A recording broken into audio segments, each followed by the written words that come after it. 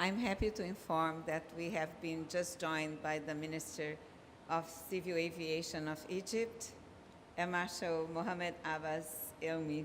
Thank you so much, sir, for your presence.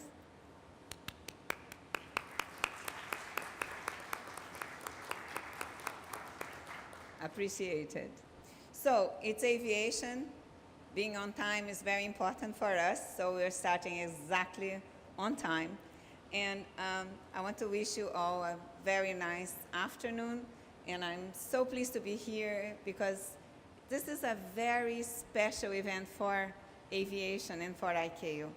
And we are coming with very good news to all of you, as you'll be seeing in our presentation. So we are very proud to be aligning with the temperature goals of the Paris Agreement in the aviation sector. So I think from now on, as we see in this event here, it will be all about implementation, and we'll be hearing from a star panel what are we going to be doing for the implementation. So if I can have my next slide.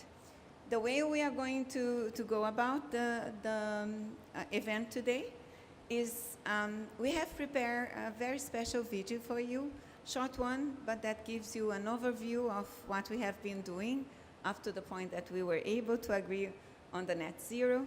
And then I'll just make a presentation to highlight a few points, and then I'll be talking to those that will be in de facto implementing all those measures. And I would like just to briefly go through the panel so that you recognize, Abdul Ghaffar, please join us, so that you can recognize the panelists as we go. So I'm very happy to have with us the UK COP26 envoy, Dr. John Merton. John, thank you for being here. We have from Kenya, Civil Aviation Authority, the Senior Planning Officer, Francis Mwangi. Francis. From Singapore Ministry of Transport, the Senior Advisor, Mr. Ong Heng Yap. Mr. Yap, thank you. And from the Egypt government, from the Ministry of Aviation, also the Cape member from Egypt to ICAO, Dr. Abdel Ghaffar Said Abdelhaim. Thank you for being with us. So they will be representing the views of states, but we also have some representatives for the views of industries and some developing organizations with us. Let me introduce them to you. I'll start with Haldane Dodd, which is the Executive Director of the Air Transport Action Group, ATAG, which in fact represents the industry, the aviation industry in general. We also invited to provide the airport's perspective from the Airports Council International Europe, Alexandre Dejoybert, who is the head of sustainability. Then from the manufacturer's side, we invited Monsieur Olivier Rousse, who is the Director of Aviation Environmental for the preparation of the roadmap. And he's from Airbus, Senior Director, of course.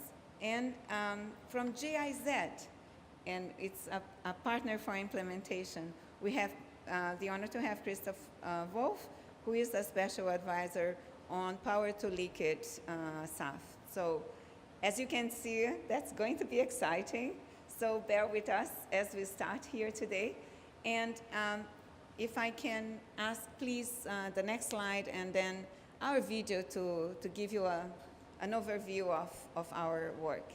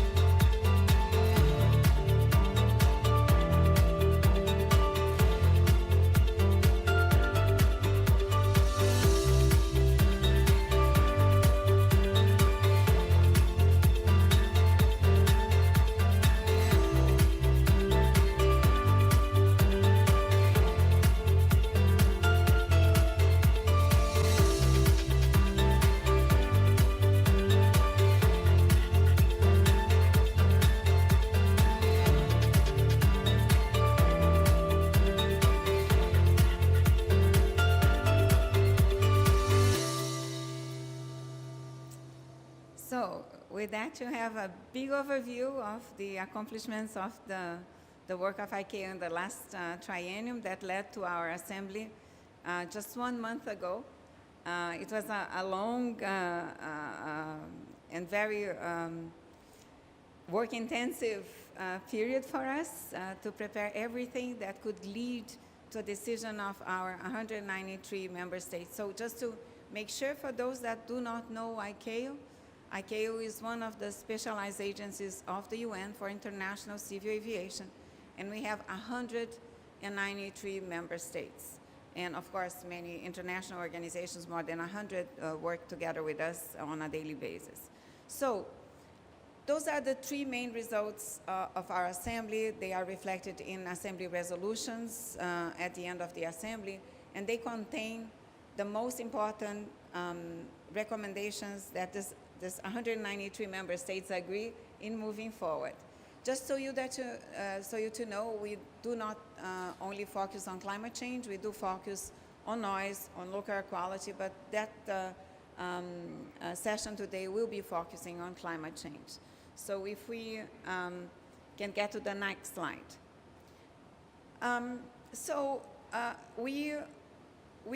This is not the first time that we established a goal in ICAO. We did have what we call the carbon neutral growth established more than 10 years ago in 2010. And at the time we said we are not, that is our midterm goal. By 2020, we are going to put a line, even if we grow the emissions, grow aviation, we are not going to grow the emissions. That was called the carbon neutral growth in the assembly. And for that, at the time, we put a basket of measures to tackle it, and it was a big game changer at the time. Because we then focused on one objective, we could put the industry, the states, all in the same direction, and that triggered a binding CO2 standard for the aircraft that was established under the convention. Any aircraft that's new, that's produced now, has to abide for the production with those standards. We have established a global market-based measure, an offsetting scheme called CORSIA, and it's operative. We are going to give some of the highlights of that offsetting scheme right now. It's the only global offsetting scheme, has specific criteria for the units, et cetera, et cetera. We have also put a lot of efforts on SAF. So ICAO is the only organization now that have agreed globally on criteria for sustainability of the fuels we use and how to account for them. And we have done an immense bulk of work that now leads us to have so many commercial flights already flying with sustainable aviation fuels, some of which came to COP, and you'll be hearing from some of our speakers.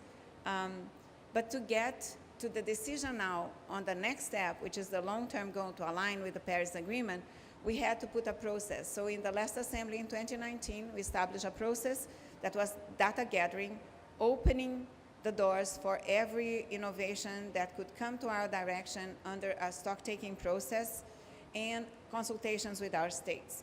Our states are not in the same level of development when it comes to implementing measures for the environment, mainly on cleaner energy. And that is one of the biggest challenges we have, is how to bring all our states to the table, because different from fossil fuels, that we have 2 hands of states that can produce the fuels for aviation. Now we have 193 potential fuel aviation producers, and we want to really build upon that. So we want to bring them with us. We have to assist them with the technology, the finance, etc. So we had those 2 streams, the technical work that had to address the feasibility. Can we adopt this target? Is it feasible? And the other stream, that what does states expect from that? And next slide, please. Then the result of the technical work, we have a committee, it's called Committee on Aviation Environmental Protection. 400 of the best experts in the world prepared that document that you see in front of you. And that was the document that based the decision of our 193 member states in taking the decision on the goal. So this report is publicly available, free of charge. You also have videos explaining the report in every section of this report. We focus in sector reduction, so it's technology within aviation. Please feel free to consult our website. The important is that we had to look in attainability, feasibility, and cost. Next slide, please. And then we came with 3 scenarios. Those are not options for goal. Those are the scenarios on the technology available, on how far we could go with that technology as we know now.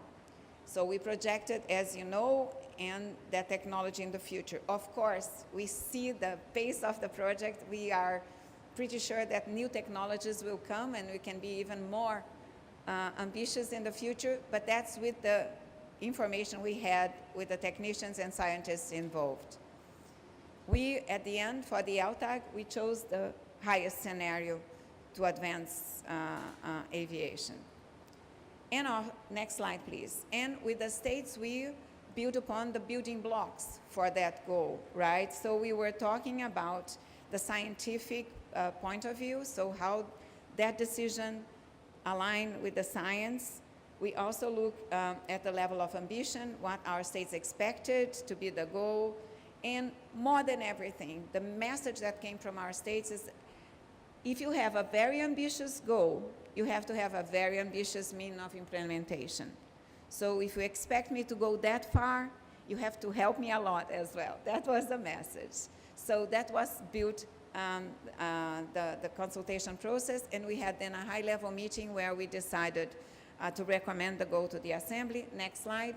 And that's the result of the Assembly. We were also very proud because on the gender item, it's the first time we had a woman leading an assembly at the International Civil Aviation Organization. She is the Director General of the South Africa Civil Aviation, Poppy, and she did a tremendous job leading us through the last assembly. We were very proud.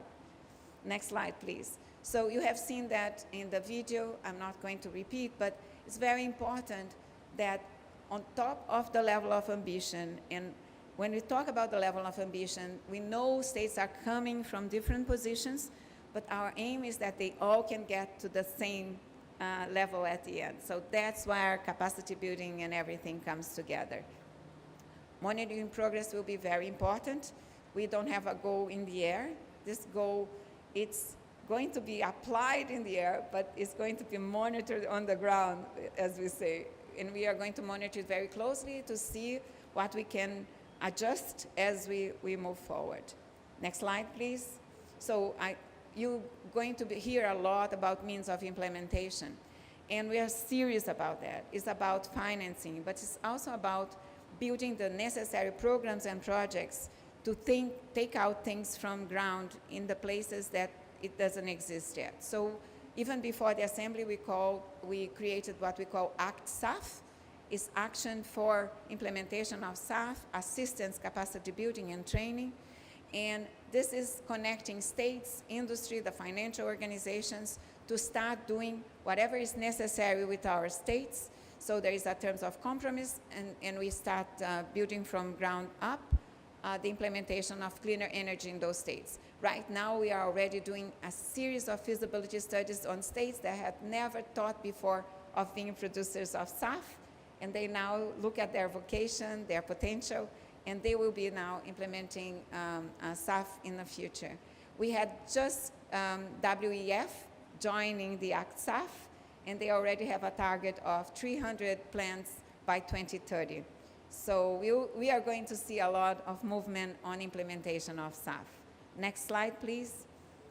And of course, you will see that we have action plans. I'll explain a little bit. Those are the plans for each state. Each state identify their measures and say what they are going to do, how much, when, etc. A little bit like you have your NDC's plans here, we have our action plan for international aviation. And on the SAF, we need to realize that we need more policies that allows us to do a production that is sustainable, that is fair, that is equitable. And we are going to have a conference next year just to address those policies. Next slide, please. When we talk about the action plans, we are not saying anything that is new. We are doing that since 2010, but now we are going to have to revise those action plans with the new goals. Those are all the states that have already submitted their action plans publicly to ICAO. It's in our website for anyone to see. We already have 135 action plans, but the coverage on the activity is superior of 98% of our activity. So the states that you see not submitting yet, they are very low activity aviation states. Next slide, please. I talked about ACT-SAF. That's a little bit of the flavor of the ACT-SAF. Those are states signing the commitments for the implementation of SAF. And this is the process that we are using to get there. Next slide, please. Also important in the Assembly resolution, you know that in 2019, when we decided to do all of that, just the next year when we were starting all the work on the long-term goal, we had COVID. And there's nothing that affected aviation as much as COVID, and you'll see by the numbers. But then we had to adjust CORSIA to it as well, because one of the bases of courses was the average 1920 as the baseline. And then the 1920 numbers were just not there. And then we had to take a series of decisions at the end. In the last assembly, we lowered the baseline 15% to adjust for that. And we also adjusted the sectoral and individual targets. So now it's more robust, the ambition is higher, and we can move forward with CORSIA in the first phase. Just for you to see a few of the numbers and to compare, next slide please, what happened during CORSIA, and those are reporting by states through the CCR, which is the Central Registry for CORSIA, and that's the difference on the total emissions reported in 2019, 2020, and 2021. So, and you can see by region what happened with those emissions for international aviation. This reporting, just so you to understand, this is through the convention. It's one annex of the convention that established the binding reporting from our states. Those reports from the operators has to have third-party verification, is submitted to their states for a final verification, and the states submit to us all the operators that are registered in that state. And we, in the Secretariat, we do a final trial before we issue the reports of the CCR. Everything fully publicly available and transparent to anyone that wants to check those numbers. And we have then produced a series of documents to support that process. Next slide, please. Of course, to implement CORSIA, and that's very new to us, we also had the ACT CORSIA, and it involves 136 states. 119 states received training from 17 of our states. Some of them are here and will be a testimony on how this capacity building is working. But we have never seen such a robust capacity building in such little time and so much support state to state. Next slide, please. So I'm going to wrap up. I'm going to go to our panel now. And, Assembly was very important. We are now with a decision by 193 states to move forward. We have had only 2 states that have filed officially a reservation to that, China and Russian Federation, with the caveat that China said that at that point they were not ready to endorse, but they were still in the table to continue to talk, and we are very hopeful that they very soon will be also joining us. That does not mean that China is not taking action. That only meant that China could not agree on the terms that we established for the LTAC at that point. After that historic agreement, of course, we will also have to look how to expand ACT-SAF to ACT-LTAG, because there is also technology measures, et cetera, that we have to embrace. And of course, CORSIA is on track, and most important message, nobody is going to do that alone. Not states, not industry, not the financial groups, not the fuel producers. Everybody has to act and has to act together. So this is cooperation that you'll be seeing here today. And without that, we don't do anything. Those programs that we call ACT, this is pure cooperation happening right now. So if we can now go to our panel, if I may, I will ask the panel to introduce myself to start with GIZ, because I know Christoph has a commitment that's very tight. So I'll start with Christoph. And I asked them when addressing, each one has 5 minutes. And I asked them, each one of them, to talk about how they see the results of the assembly, how they are contributing in that implementation already in their own organizations and respective states, but also what's the most important thing for us in moving forward the next steps. What has ICAO has to do, what they have to do, you know, that's the gist of the talk. So Christoph, if you want to start. Yeah, thank you, Jane, for also for giving me the opportunity to start early. Actually, I had an obligation to talk about sustainable aviation fuel again. Actually, just 5 minutes from here. So, but I'm very glad about this. So my name is Christoph Wolf. I am a special advisor to GIZ. That's a German development agency. The German Development Agency has a competence center on PTX, power to liquid, and it works with, especially with emerging countries, emerging markets around the globe on how to actually implement power to liquid technologies from a technology perspective, from a governance perspective, from an economic perspective.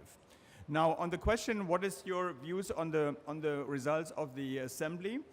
I can only say big congratulations. Yeah. So for those who have been following, I mean, a half a year ago, one would not have thought that this was possible this time around. It's a real breakthrough, and a big compliment to the ICAO team that has worked hard. It also shows the change of mindset at a global basis, and the fact that 193 countries have agreed to this also shows that sustainable aviation fuel, so sustainability in aviation, can actually be linked to development, economical development in those countries, and I'm coming back to that later. So the ICAO move in our mind is a final step to actually to a long-term target in an industry that was always referred to as the hardest to abate. I mean, like years ago, I mean, probably many people would have thought, okay, aviation may come last because of all kinds of constraints, but the private sector in the last couple of years has actually moved forward, and then last year also IATA, ATAC, and others to commit to the long-term goal, to commit to net zero in 2050, and now with ICAO also with the public sector, with the public sector in aviation, also confirming that I would say this is now an irreversible trend. And once again, I think congratulations. It is a moonshot, yeah, and time is super compressed, and so we are basically. You showed the importance of sustainable aviation fuels. We are basically moving to a situation where sustainable aviation fuels were at the level of smaller than 1% in 2020 to a level where they should be more than 70%. And this is a huge act, and you showed the number of investments, 3.2 trillion, I noted down. So this is a huge act, yeah, so to do and everything, everybody has to work together. Now, I already talked about what, and the second question was what is our organization about, the German Development Agency? And I should also say I was in former capacity at the World Economic Forum, have started the Clean Skies of Tomorrow initiative, which also with ICAO, with ATAC, and many others in this room, private sector, and this had also very much a push towards the fact that there needs to be equity in this whole transition. So especially emerging markets need to become producers of sustainable aviation fuels, especially as they have natural endowment both in biomass as well as in low-cost electricity. So they actually should become the place to invest. And this is an important thing for. So the GIZ is the official partner for with ICAO for Act CEF, or now Act LTAC.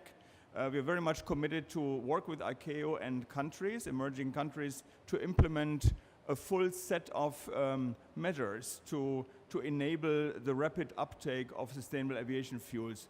Measures around technology, so the feedstock assessment, choosing of technology and pathway, the policy between demand side and supply side policies. At World Economic Forum, we put together a policy toolkit for countries. Then the demand side, the private sector as a partner, and then finance. And I had the chance in the last couple of months to work with my friend Francis Mwangi from Kenya and the ICAO team on doing this in Kenya and making a next step, and we will continue to do this, but we will broaden to other countries. Now, where can ICAO help?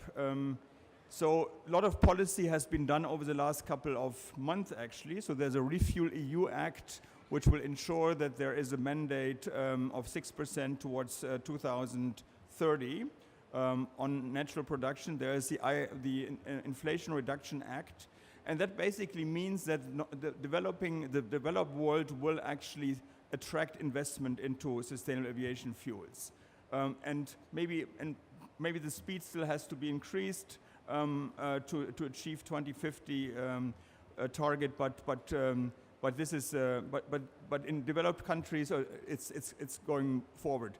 What we think, and I come back to my earlier point, now this needs to be equitable, and investment needs to be increased also in developing country, and taking into account that the conditions for investment are actually there, and if the policies are set locally, and if investment in sustainable aviation fuel can actually be made investable. And so if you ask me what is important for ICAO is actually the finance angle. I think one could work together with actually big investors to set up an innovation fund, or set up actually a SAF production fund for emerging markets, which de-risks the investment into those countries. I think the fuel would be commercially attractive, given the demand side, but I think the investment itself needs to be de-risked. And the second point is... you will have to wrap up, Chris. one last sentence. So the second point is about focusing or pushing the book and claim system, because that will also enable emerging countries to export, to be export market for sustainable aviation fuel. And the third thing is to work together with the tourism sector, because the tourism sector could actually bring funds to those countries to build production. Thank you. Perfect. Thank you so much, Chris. Financing will be key. And we are very happy with our partnership with GIZ. It's a very tight session, but GIZ is doing tremendous work in power to liquid, also in the Amazon area with pilot projects. Is incredible. We will be partnering very much in triggering that development in developing countries. That would be great. So if I might pass now to the UK. So we have the UK envoy with us. John, floor is yours.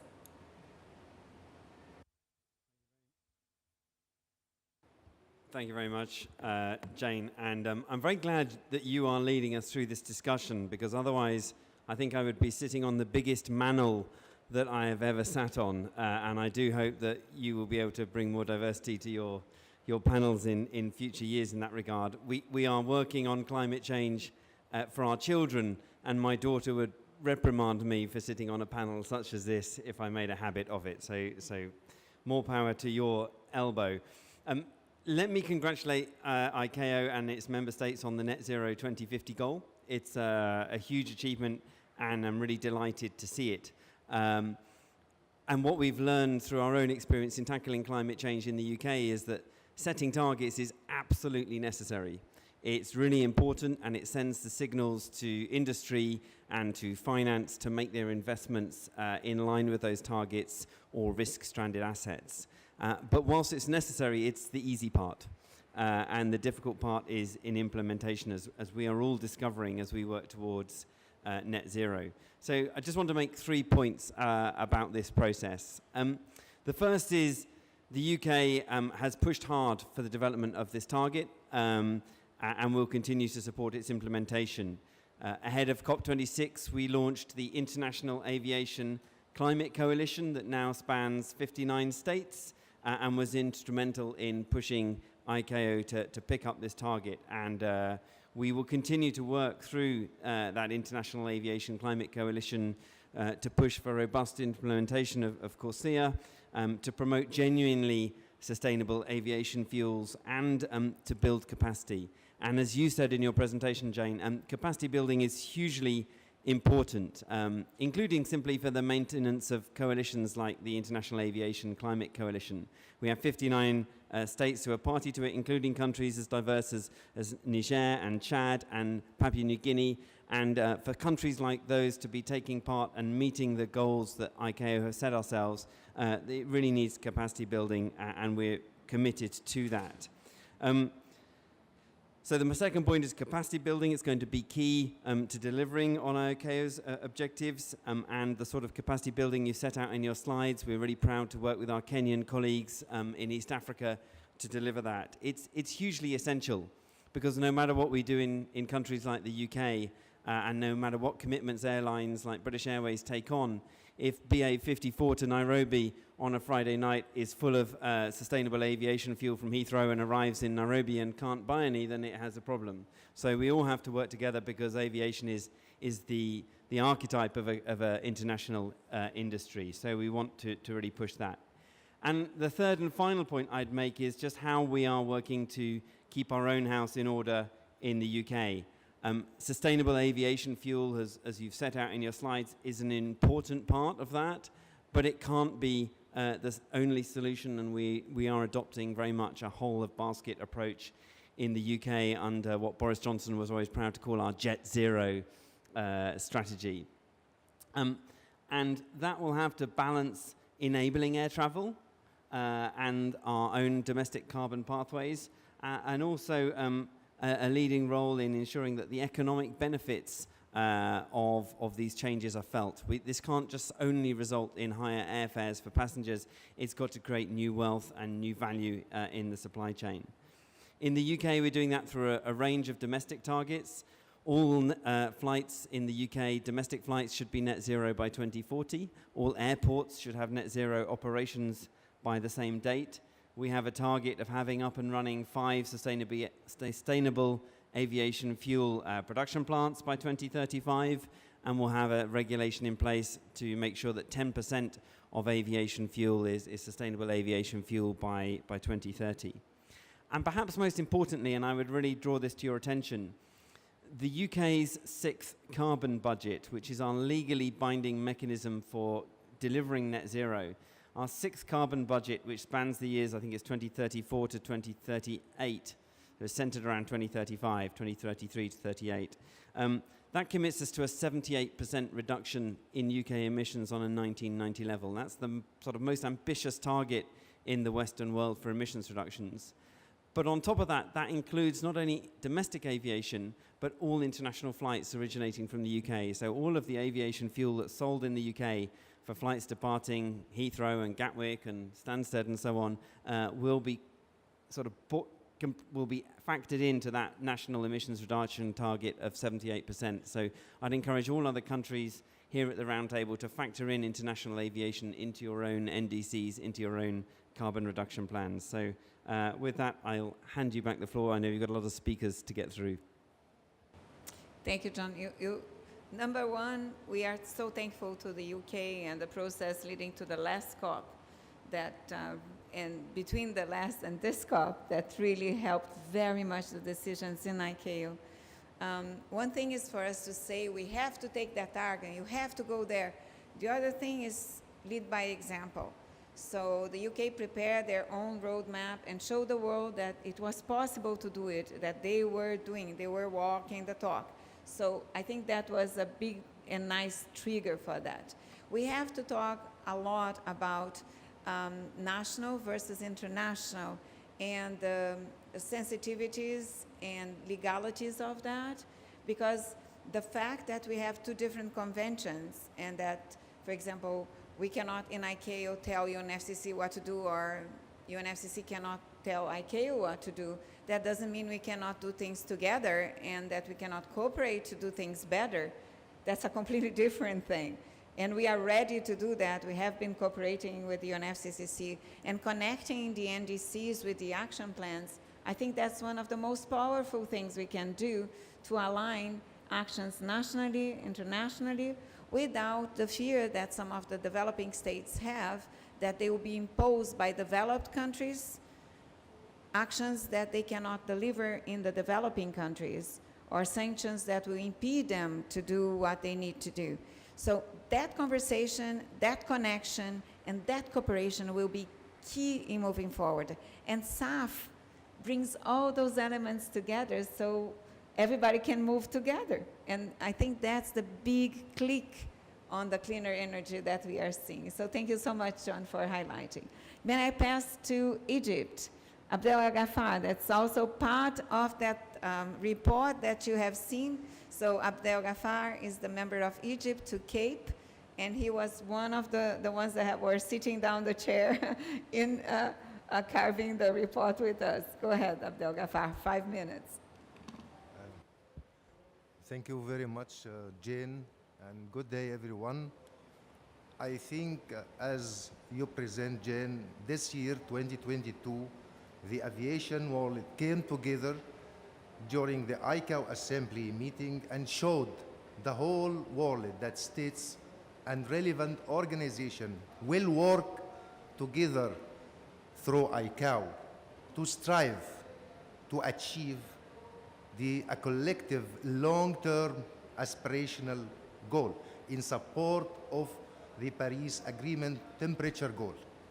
And recognizing that each state has each special circumstance and respective capabilities, known as SCRC. And each state will inform the ability of each state to contribute to the what is so-called LTAG, long-term aspirational goal for CO2 emission reduction. Regarding to this, each state will contribute to achieving this goal in a socially, economically, and environmentally sustainable manner, and in accordance with, and this is very important, it's not all by 2050. By 2050 is a start point. It says this resolution, this great and fabulous resolution, say that this will achieve in accordance with its national circumstances. So the necessary compromise achieved in the ICAO Assembly is not come in just 2 weeks of the Assembly, but we spent more than 2 or 3 years in order to get this resolution that, as you presented, have all the states except 2 reservation up to now. I noticed that it's 4, not 2. Okay, so this necessary compromise, which led to the successful adoption of the ICAO Historic Agreement, first, it reinforces the leadership of the ICAO on issues relating to international aviation and climate change, as well as ICAO's strategic objectives are strongly linked to 15 of the 17 United Nations Sustainable Development Goal, SDGs. So ICAO is fully committed to work in close cooperation with states like Egypt, for example, and other United Nations bodies to support the related target. Egypt, as one of the African and Arab states, is determined to show its leadership in climate action through showcasing its contribution to global movement to tackle climate change, its role in facilitating and mobilizing action at a scale its vision for a just and sustainable future for its people and to the wider global population. And with this, I thank you, Madam Chair. Thank you so much, Abdel Ghaffari, and for all your hard work in putting together the report with us. So we will pass now to Francis, Kenya. So Francis, you were also receiving some capacity building before on cleaner energy in Kenya, was one of our pilots for solar to gate. So guys, bear with me. The flight doesn't start when the aircraft takes off. The flight starts when we are preparing the flight, before the flight, in the flight path, and when it comes to the gate, it stays there for 45 minutes if it's a domestic flight, for 1 hour something if it's an international flight, because you have to prepare the aircraft, disinfect, fuel, light, air conditioning, all of that. And that's CO2. That usually we were using an APU, which is one source of energy that was based on fossil fuel. So that part that is on the ground, we can use solar to the gate. And for each flight, if you add up all the international flights in the world, that's substantial. So one of the pilots many years ago we did with Kenya, and was a very successful one. And since Kenya has even improved that project more, and so it is multiplying those activities. It is reality. It's not something that we are thinking about. We are doing it, and we are talking about African countries. There's so much sun power here, so this is a measure that can be applied to every single state. So that's the aim of this Act SAF, Act LTAG, is to bring that clean energy to all those countries that need to take action on aviation. Go for it, Francis, please. Thank you, Jane. I'm happy to be in this panel. In terms of Kenya's, how we view the Assembly resolution, this was a historical international agreement that is toward the achievement of the Paris Agreement, and we hope all member state and aviation stakeholders will be able to work together in order to achieve this collective goal. It's not only just having the resolution and we are not implementing. So we need to have a collective working together to achieve this goal, and also ICAO and member state to initiate specific measures or mechanisms that we need to achieve this LTAG. There is also need to promote the issue of voluntary transfer of technology. So those developed countries which don't have those technology, we can also have those technology being transferred to least developed countries. There is also need for all aviation stakeholders to participate, and also need for capacity building in order to help us to achieve this LTAG. In terms of recent development in Kenya, we have been implementing the ICAO Annex 16 volumes. That is all the 3 volumes in terms of noise, engine, and also COSIA. In terms of Kenya, have been participating from pilot phase of COSIA since it started, and we have already monitored our emission for the last 3 years and submitted in the ICAO Central Registry. In terms of other measures, we did a study with the ICAO EU, as Jane has said, in terms of the solar. There was a solar project which we are doing in the Mombasa, which is producing 50% of the energy to the airport. Now that airport is now 50% green.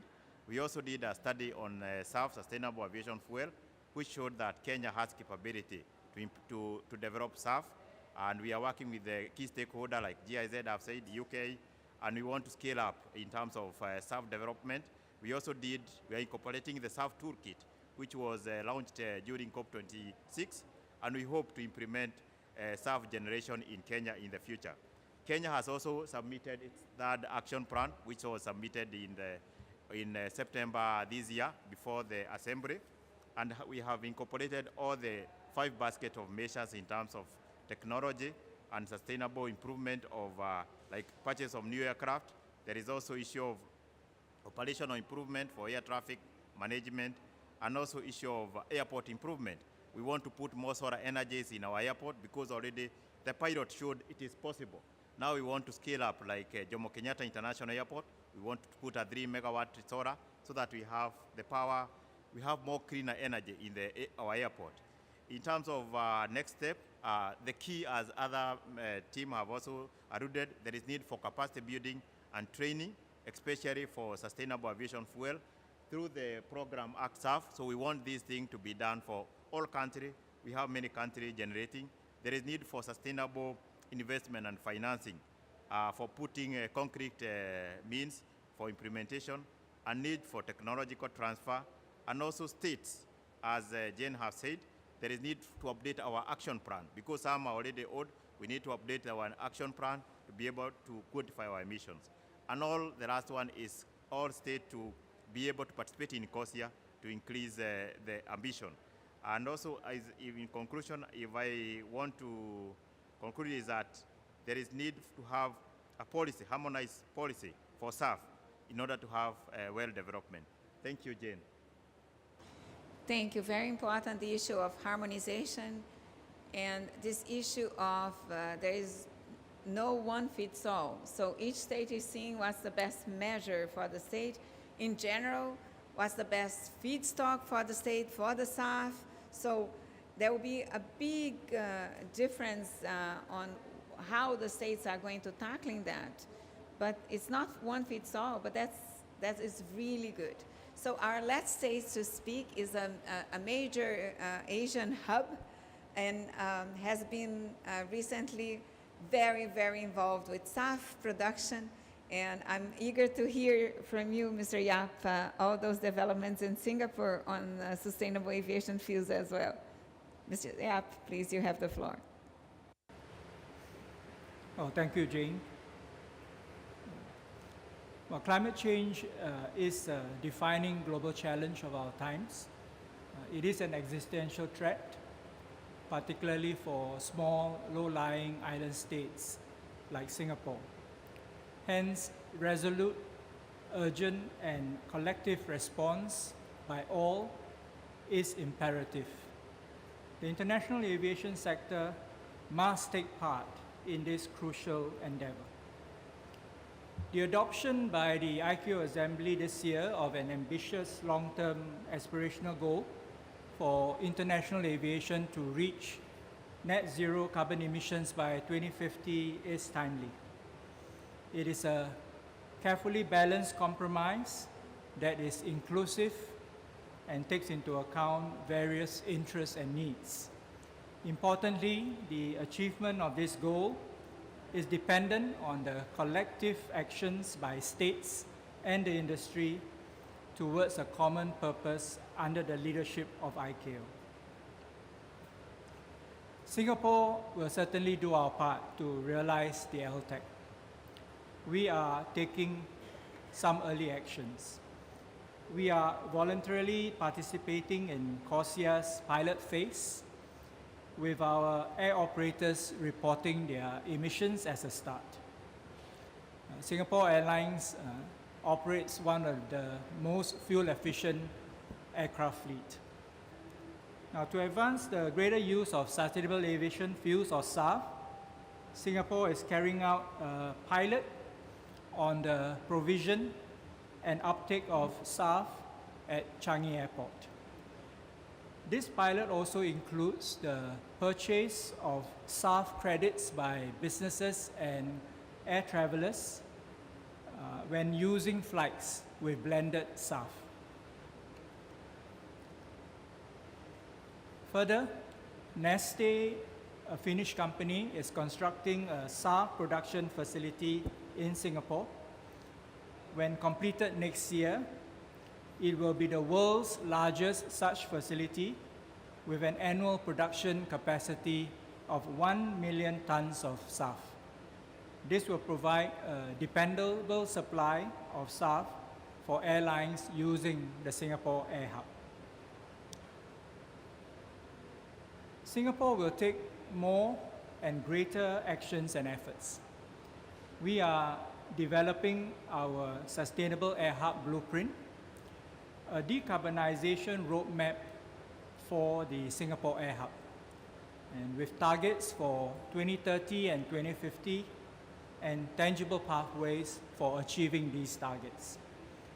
The blueprint will build on recommendations made by an international advisory panel comprising Singapore and local industry, technology, and knowledge leaders.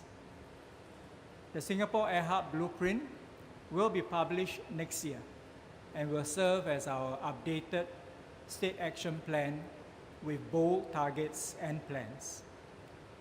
For example, it will include measures for decarbonizing Changi Airport and our airlines, and advance air traffic management capabilities to reduce fuel burn and carbon emissions from flights.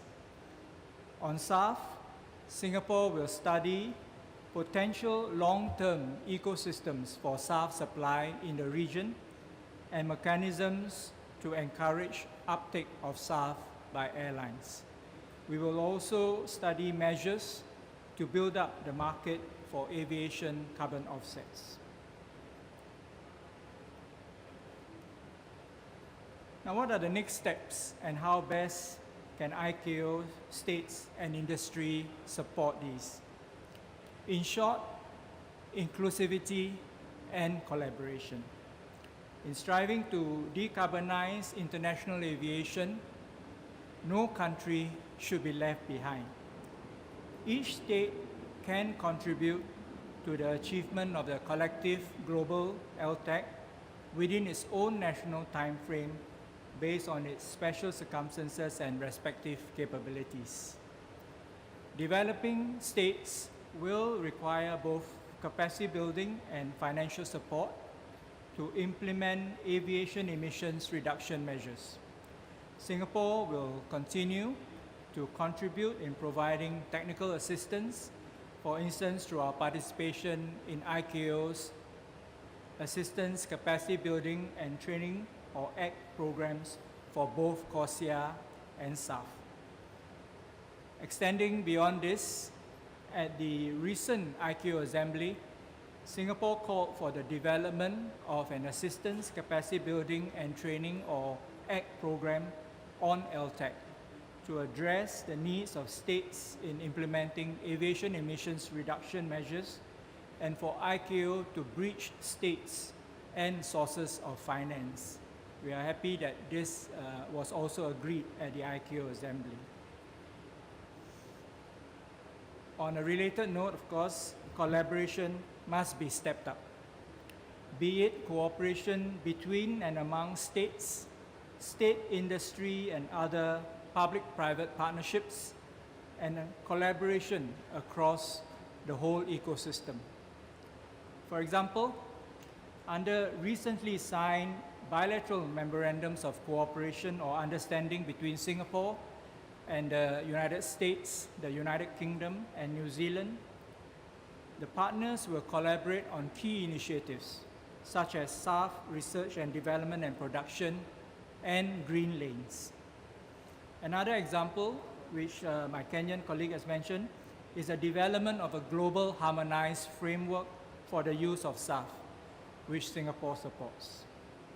To conclude, much work remains to usher in an era of sustainable aviation.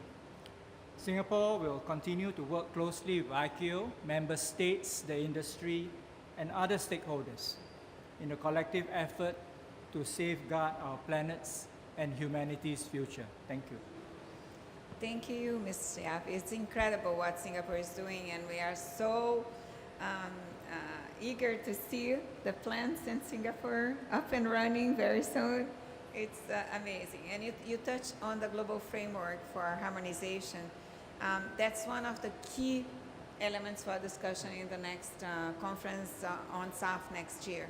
We'll have to have that framework for the policies, something that really will trigger the investment, that will not create barriers among states, but will remain very focused on the sustainability of those fuels. We need fuels. The issue that we face right now is not aviation is bad, is aviation produces a lot of CO2 still. So let's address that CO2 and make aviation sustainable.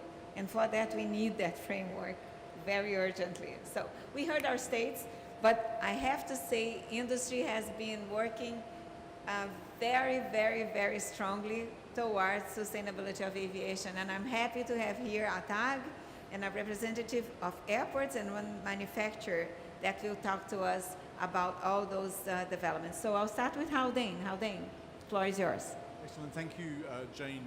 Good afternoon, everybody. I'm happy to hear that the word collaboration has come up a number of times already on this panel, because that is what our organization tries to do within the aviation industry itself, bringing together airlines, airports, air traffic control authorities, and the manufacturers. Haldane, you have to talk a little bit closer to the mic. We are not hearing. Is that close enough? Yes. Ah, there we go. Okay. So I don't know if you heard much of what I said, but very happy to hear about collaboration being seen as a really key driver to what we need to do in aviation, but also across the climate change challenge as well. So our organization represents airports, airlines, air traffic control authorities, and the manufacturers of aircraft as well. And we're very happy to be able to bring everybody together over a year and a month or so ago today to commit our whole industry to net zero by 2050. A significant shift in thinking within the aviation sector. We've always had long-term climate goals in mind, but being able to commit to net zero was key focus for us. So that's part of the collaboration story, and of course pushing for that goal to also be adopted by governments at ICAO this year. We were very, very happy with the outcome of the ICAO Assembly. It took a lot of work from a lot of different parties, including a lot of people on this platform, but very happy that that was able to be achieved. As has been said, getting a goal is one thing. That's the easy part, although it certainly wasn't easy. But actually achieving it is the next major step, and what we need to all turn our attention to now. I'm very happy to say that the industry has been really focused on efficiency and trying to push sustainable aviation fuels for many years now. Even during the COVID crisis, which was probably the worst time in aviation history from an economic perspective, the commitments to sustainable aviation fuel were able to be increased substantially from around $7 billion worth of forward purchase agreements by airlines for purchase of sustainable aviation fuel before COVID to $25 billion today. So even during the worst times, we're actually able to focus on sustainability and climate action. But of course, that needs to be shifted up a notch even more now. I'm going to leave my colleagues from ACI and the manufacturing side to talk about some of the operational and technology improvements. And I want to really focus a little bit more on SAF as an opportunity. It's been mentioned a couple of times, but we should really see this as not necessarily just a cost, but an opportunity for countries around the world. We heard that there's a certain small number of countries that look to generate fossil fuel today, so around 90% of our fossil fuel comes from 22 countries. We think that the opportunity that exists with developing sustainable aviation fuel could spread that new energy opportunity to countries everywhere in the world almost. And that can also support up to 14 million jobs worldwide. So it's a real benefit for countries to look into these opportunities as well. Of course, when it comes to the work that ICAO needs to do, we've heard already the importance of capacity building for sure, of financing and of technology transfer. And so that's a really key focus. I don't think I need to belabor that point anymore.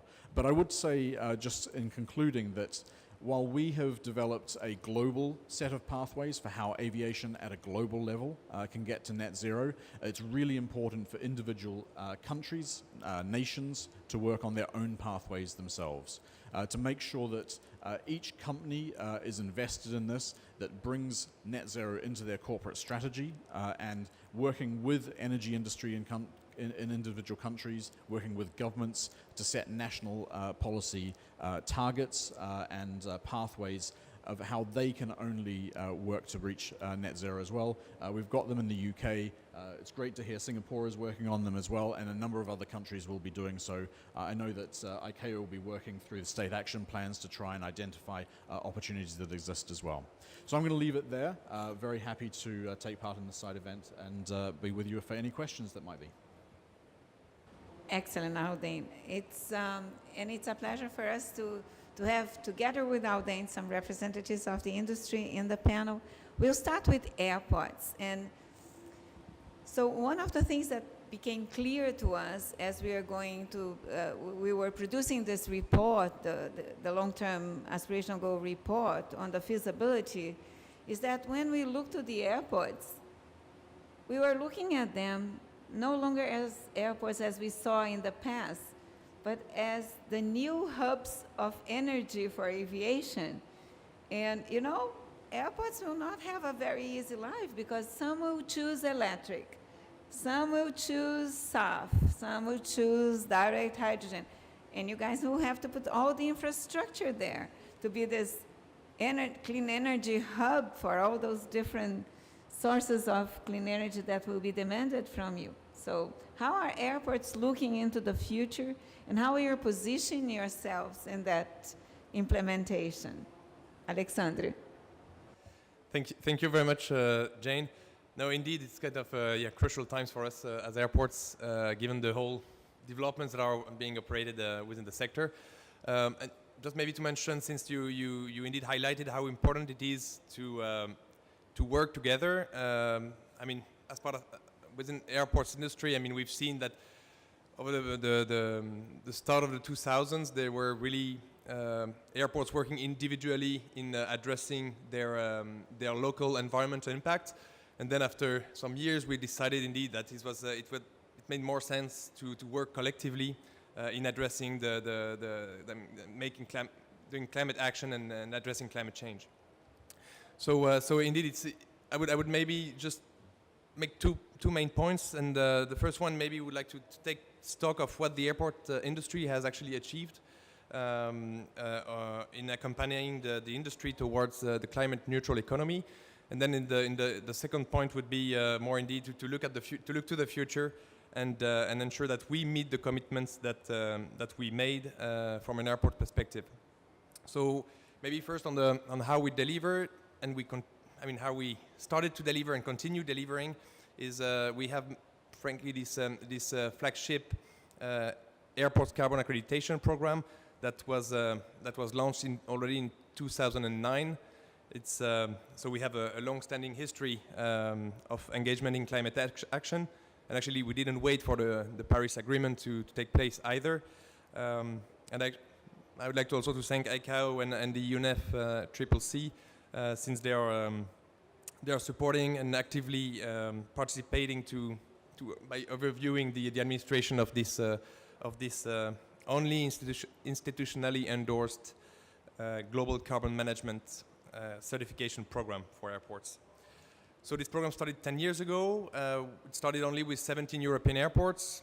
Then we grew. We worked with other regions across the world, and now it involves more than 400 airports accredited globally in all regions. And the primary aim of this program is basically at reducing airports' scope 1 and 2 emissions, CO2 emissions, but even also some scope 3 emissions through effective stakeholders, partnerships, and stakeholder engagement programs. So we basically moved beyond just the airport-controlled emissions and emission sources, and we aim at influencing scope 3 emissions as well. So there is continuous improvement. We mentioned the big crisis during the COVID crisis that impacted our sector quite heavily. While this was also with continued improving over this time, and also made some structural change in 2020 by developing two new levels as part of the airport carbon accreditation program, which enabled now the airports to basically align with the Paris Agreement targets, to also have some measurable goalposts as part of their strategy to reach these targets, and also the possibility to include some scope 3 emissions, reduction target emissions for scope 3. Sorry. Now we also, and it has been mentioned, the net zero is now the new targets, and it's fine. I mean, obviously we made this major step in 2019 at European level, and in 2021 at global level, with a global first within the aviation industry. Now achieving net zero emission by 2050 is obviously the target that we have in mind. Now we already have close to 300 European airports already individually committed to reach the net zero target by 2050. Within this European airport, already 50%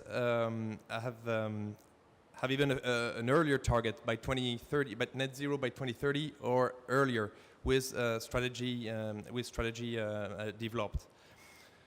And across the industry, we have the Destination 2050 roadmap, which is basically a roadmap developed as part of within the whole aviation ecosystem in Europe. And we also develop. We are also part of ATAG as well at more global level to have to implement these roadmaps. So we, as part of that, we welcome also ICAO's LTAG decision and agreement. I mean, this is obviously something we welcome, since net zero CO2 by 2050 was already one of our targets, and it's basically aligning the global political ambition with the industry's own targets and commitments. Then just a few words on and concrete words on the future concrete actions, what the future would look like for our industry, and at least for airports, because indeed the pledges are one step, but and as it's written here, together for implementation. So how we plan to implement these targets? There is the two things at stake here, and Jane mentioned it, for the access related to the access to renewable and clean energy. That is going to be core of airport business transformation, looking no longer just at aeronautical capacity and connectivity, but clean energy capacity and deployment. So biomass, electricity, SAF, green hydrogen as well, not just for the airports and its users, but also for their communities. So this means airports potentially moving, as Jane mentioned, to become also what we call an airport. And the second point is to support reductions of Scope 3 emissions also. The aim is ultimately not only for the airport operator to become carbon free, but also all companies at the airport providing services being also on the pathway to net zero. I don't know how much time I've left, but I think you got I covered it. Okay, but just to conclude on the need to cooperate, we indeed did it with ATAG, with the whole industry as part of the roadmap we developed for net zero. We do it also with Airbus with a memorandum of cooperation that we signed in June to really bringing alternative energy sources to market, and obviously we work also in hand with international and regional institutions to support the development of SAF and start planning for the rollout of hydrogen and electric aircraft as well. Yeah. So yeah, this is crucial to work together. Thank you. The ACI program of accreditation is super interesting because it's a voluntary program. You have different levels, so you can enter in the first level, get to know how to do the inventories, how to take the measures, and you can raise your level as you go up to their last level. They give all the support. I'm proud of being part of that program from the beginning, supporting from ICAO. It's really incredible, but make no mistakes, airports will become the big hub threshold in the future. Now, last but not least, we have representatives from the manufacturers in our panel. So I have Olivier Hus from Airbus. That's another big challenge for us, the aircraft of the future. I also want to recognize that we have our colleagues from Boeing also in the room. So if you have tough questions for the manufacturers, they can take it. So Olivier, please, floor is yours. Yes, thank you very much, Jane. And I'm very happy to be with you today. Unfortunately, I'm the last speaker, which means that I'm probably going to repeat a lot of things that you've heard before.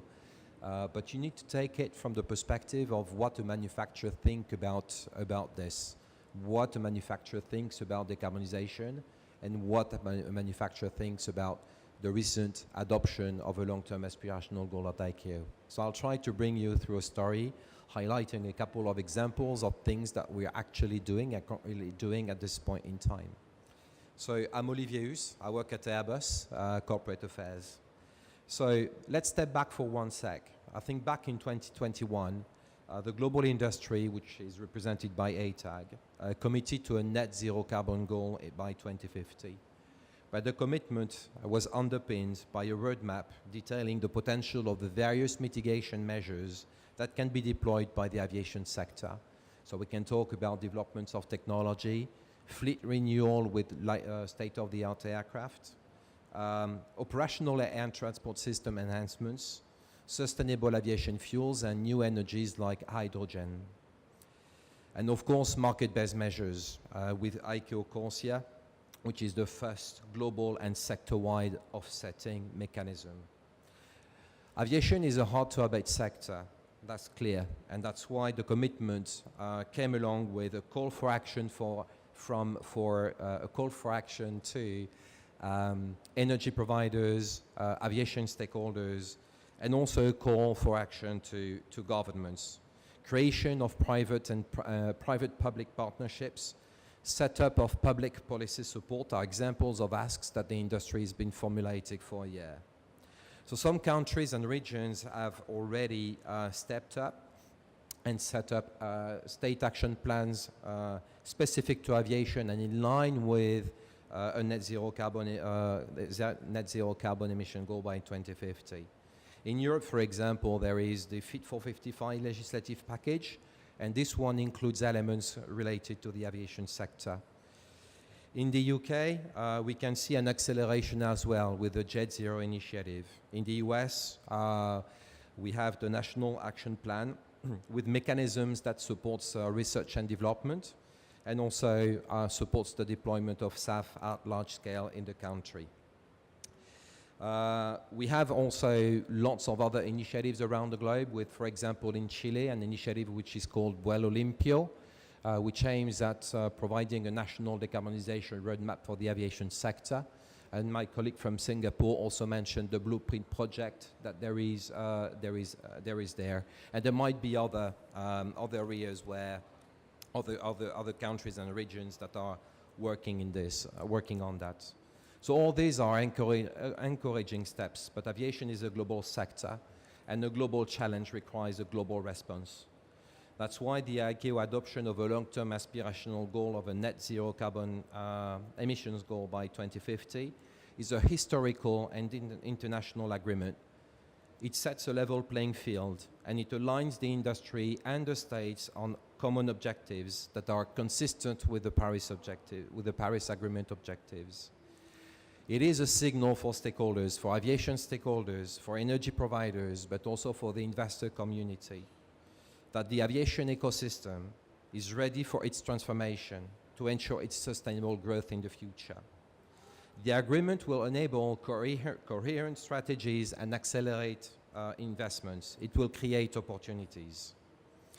But as Abdel Ghaffar said at the start, it's not the end of the journey, this adoption. It is not the end of the journey, it is the start of the journey. A lot of efforts and engagement from the industry and stakeholders will be needed at the ICAO level and also locally with the definition and implementation of national action plans that support the ICAO 2050 goal. Concretely, SAF and hydrogen will be the most important developments that can happen in the short future. We count on the private and public partnerships to deliver on objectives. ICAO in particular will have to adapt its 2050 vision that it has for sustainable aviation fuel as well. And roadmaps with interim milestones, for example, in 2030, to ensure that the airline industry will be able to fly on SAF. And all this needs to be done in the very next years, maybe as soon as 2023. ICAO has already taken action with the creation of assistance, capacity building and training programs, ACSAF, on the 1st of June this year. Airbus is proud to be the first manufacturer joining the initiative, and that happened over the past few weeks.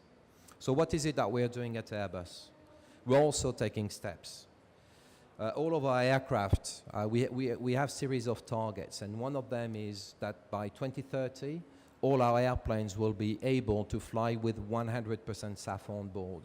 Today, they can already fly with sustainable aviation fuels, but only with a blending of 50%. So tomorrow, the aim is to fly with no fossil fuel on board the aircraft.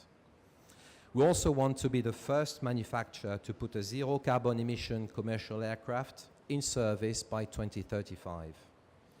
We also made at reducing our industrial footprint at sites and throughout our supply chain, developing a more circular model to optimize the use of the materials and the use of critical resources, and enhancing our product portfolio to positively contribute to climate change mitigation and adaptation. And in order for this to happen, we've talked a lot about collaborations. We're also developing collaborations and partnerships all around the globe. We have recent initiatives in Latin America and Southeast Asia, and we hope that this will enable the emergence of local decarbonization roadmaps for the aviation industry. Our role here is to act as a catalyst. Of course, we are just a manufacturer, so we cannot substitute ourselves to a government or even to an airline. But we have a network, we have an international footprint. So what we do is go in the various regions and countries, bring our expertise, act as a catalyst, encourage people to create platforms where various stakeholders can come and join forces together with the same objective, which is to progress towards net zero carbon goal by 2050. So, ICAO will have an important role to play in this. It's not finished, and it will have to build on the momentum of the ICAO Assembly. It will create a level playing field for decarbonization, the same way as we do for safety. As you know, the aviation industry is a very regulated industry, so we have lots of safety requirements that we have to comply with, and ICAO is part of this as well. So what we expect is that the sustainability and the environmental topics to come as a priority as safety. It should also set harmonized standards that will apply to the next generations of aircraft in the field of airworthiness, in the field of airports, environmental protection as well. The next generation of aircraft will include potentially disruptive technologies. So we need to have the regulatory framework that evolves the same way as innovation does. Promote harmonized policies is the other role of ICAO, to accelerate the supply and the use of SAF with global sustainability criteria and hopefully a global goal to be agreed in the coming years. So with that, I hope it was not too much a repetition from previous speakers. I thank you for your attention.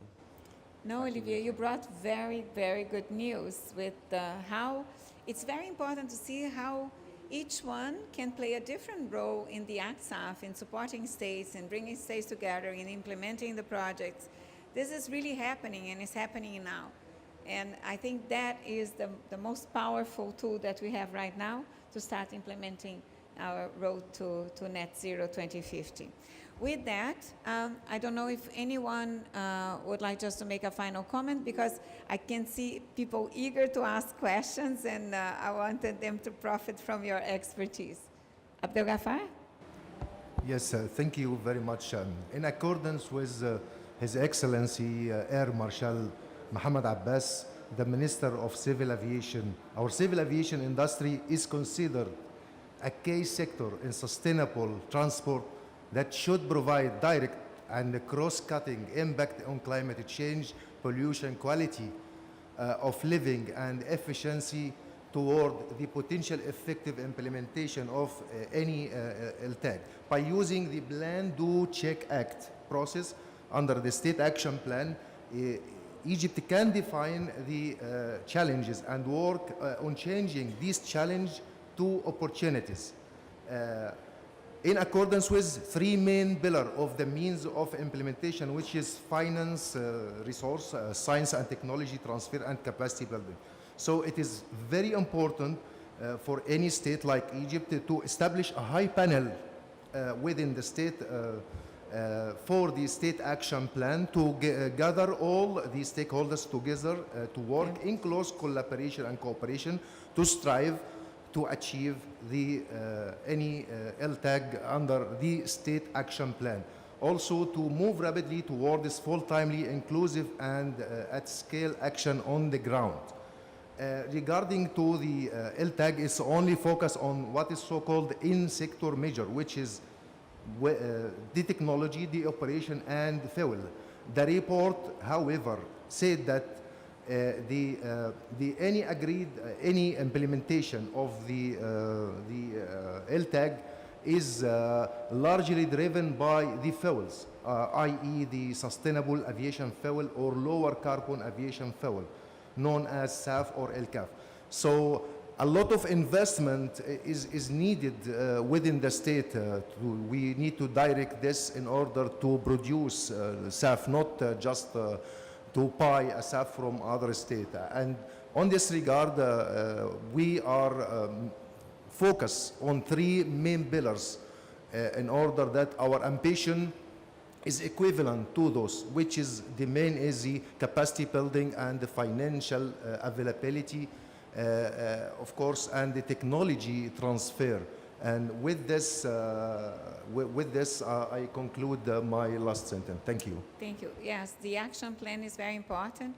And the fact that we have created, and we already have 135 states with action plans, sometimes we do not realize how important it is to have a structure in the country that is established, that can adopt and develop those action plans. So that involves the Civil Aviation Authority, the Ministry of Environment, the Ministry of Energy, airports, airlines, and they all sit around the table. So all those synergies, that plan has to be constructed by that group.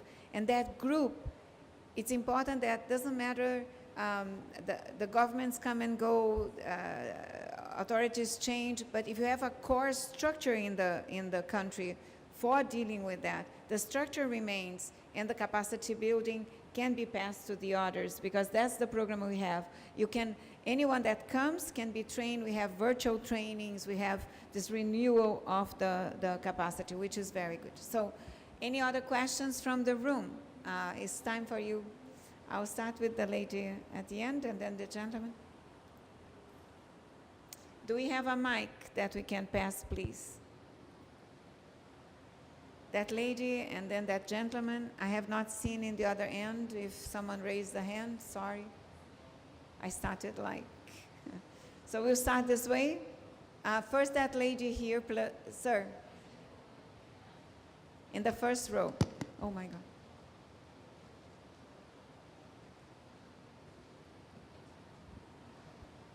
Okay, I'm Amira from Egyptian Civil Aviation. Thank you, Ms. Jan, and thank you for ICAO to be here with us as usual. My first question is about net zero emission. I want to ask about there will be any specific obligation or commitment like emission reduction, like pay for allowances or credit, buy credit for individual states, especially developing country? This is my first question. Okay, so let's put LTAG in perspective. And I think you are asking if it's automatically moving Corsia to the LTAG or something. No. So what happens is when we establish the first goal, carbon neutral growth, we also established the global offsetting that would ensure that that goal would not backslash. So we will not get worse than the 2020 level, okay? So for that we have CORSIA, and CORSIA is valid, as we discussed today, up to 2035. So we know that up to 2035, there will be no backslash of the emissions from aviation. So there will not be another peaking or will be going on. There is not yet a decision on how we are going to apply CORSIA by 2035. But it was a very thorough discussion that has to be done in a way that will be consultative, transparent, inclusive. So if all states decide to do that, and if developing states and developed states agree that we are to have something complementary on CORSIA up to 2050, that will be the choice of states. But that decision is not an automated extension from CORSIA obligations up to 2050, different than we have decided today, okay? So no, there is not an automated obligation on CORSIA for our states for the LTAG. They will have to do their plans, and in fact, the bulk of the reductions are being expected to come from SAF? My second question is concerning SAF. You know that SAF production, it's not easy. It's a huge project. So how to support a developing country and to put a developing country on the track to move? And we need technology, environmental needed, and very high level, Yes. high cost, very high cost. Yeah. So, The means of implementation, it's not very clarified important. until now. yeah. So, one issue is very clear, the establishment of ACSAF.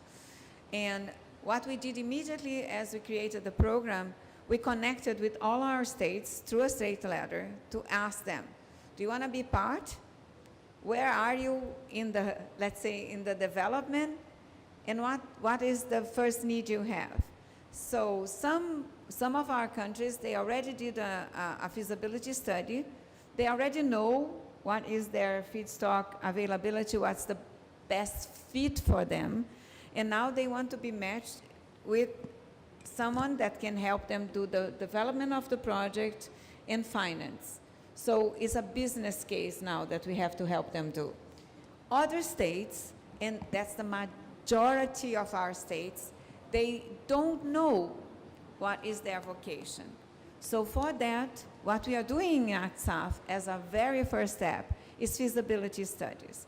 We already have an intention from the EU to support ICAO with 10 feasibility studies. So we will choose 10 states, India and Africa, and states in Africa to do those studies. We already have 3 other states that we have done already the study. We have 3 states that we are doing right now the study under a different project in ICAO, and many states have committed to put funds in the voluntary program of ICAO to help states. So we already had offers from, for example, Qatar. There are firms offers, 15 feasibility studies as well. So states are jumping in and including financing in the project. That is not it. You have heard from industry, you have heard from GIZ that there are specific projects that they will also be coming. And we are in direct talks now with the financial institutions to explain what we are doing and to see their potential. I have to take the chance that we are in the UNFCCC to highlight one thing that has been very difficult for us in the aviation sector in terms of financing. A lot of the green financing in that process, they have to be directly linked to the NDCs. And international aviation is not a national determined contribution. It's separate. And because of that, it's very difficult for the states to get access to green funding to do those projects sometimes. So we have to correct that. We have to, as I mentioned before with John's comment, you have the NDCs, you have the action plans.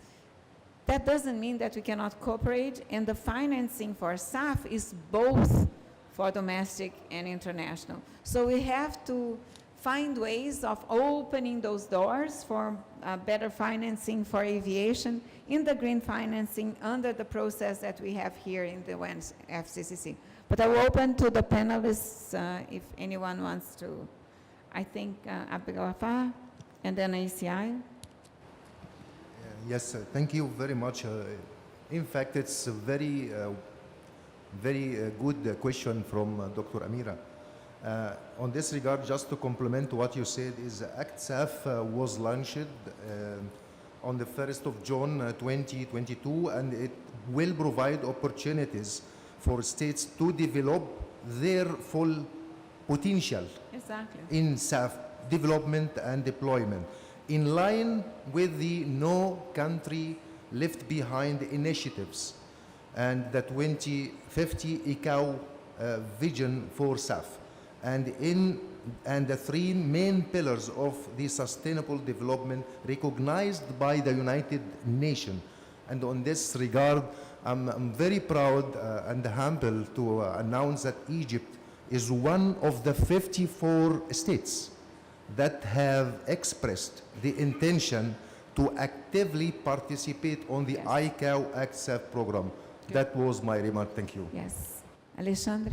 Yeah, maybe just one comment related to the first question that you asked, related to how we can implement or make sure that that this net zero target is reached. So obviously the obligations and the regulatory frameworks, they goes out to the states to develop, indeed in partnership with industry, of course. But I think what industry can do as well is creating incentives as well. And as part of the airport carbon accreditation program, for instance, we are planning next year to launch the level 5, which will aim at 35 airports that have reached net zero emission, and these airports that can also are able to bring, some scope 3 emissions to put also the value chain in the pathway to net zero. So this is also something like that you can, and obviously it's not an obligation to be part of airport carbon accreditation, but it's still something that could help incentivize industrial players to take part in this journey. Yeah, and of course, we have to realize that there is a lot of roles for the states themselves in their policies. We have just seen in the U.S. a tremendous change in mindset and real policy with funds dedicated for SAF. So that helps very much the development of those infrastructures, those pathways, the production plans, et cetera, et cetera. States also have to step up with their frameworks and their policies, their financial means to support the research, development, and deployment of SAF. The gentleman had a question. Can you, someone passed the, please introduce yourself.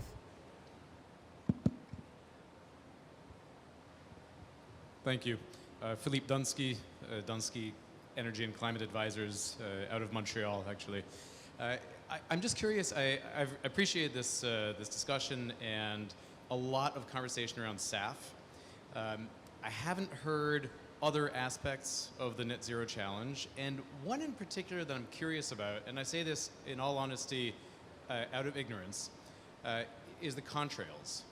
And I really have two questions here around contrails. One is if you have plans to address them, and second is, are they actually being accounted for in the accounting of emissions as we drive to net zero?